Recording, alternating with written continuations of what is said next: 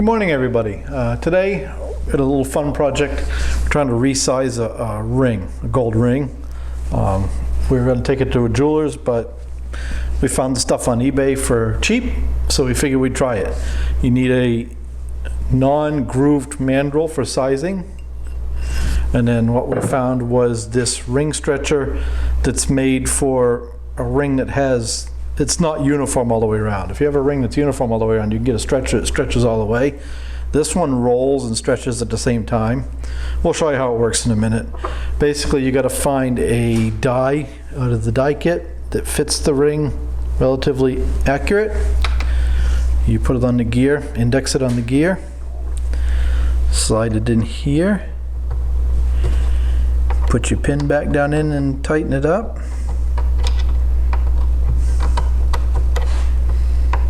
Maybe. And then you loosen this up to fit the ring. One thing you can do is you can put marks on the ring so that you don't go too far and stretch into the stones. You should be able to kind of keep track of it as well as you turn it. You see the ring's going to move. And basically we want to go back and forth like that. And then we crank it up a little bit and go back and forth like that.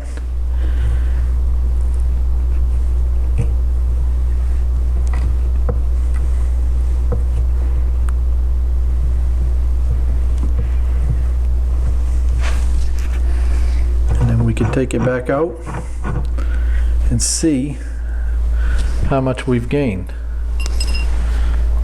And we're at 6.5 on that one now.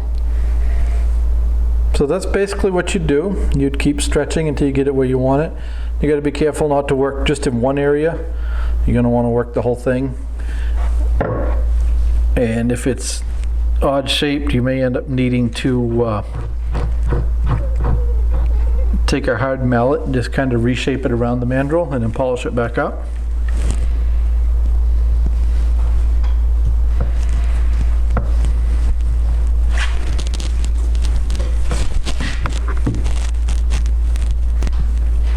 Sort of a lot like pipe cutter for you guys that are familiar with pipe cutters. Just give it a little bit of a turn, just crank it back and forth, and it will stretch that out. I believe I might be just about to the limit of this die. This die has a groove in it, and I think I'm just about in as far as that will go.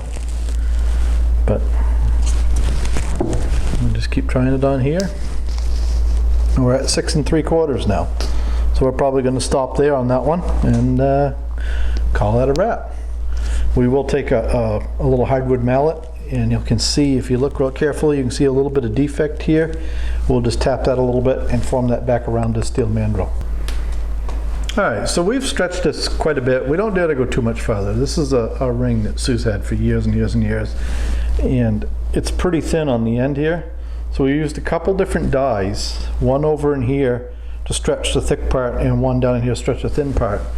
And then what you want to do is, because it does deform it ever so slightly, because you're not running in a round circle, what I found, as scary as it seems, is just take a hammer like this and just gently tap that ring back, while you're kind of pulling down on it with these two fingers, and just kind of form it back to the mandrel.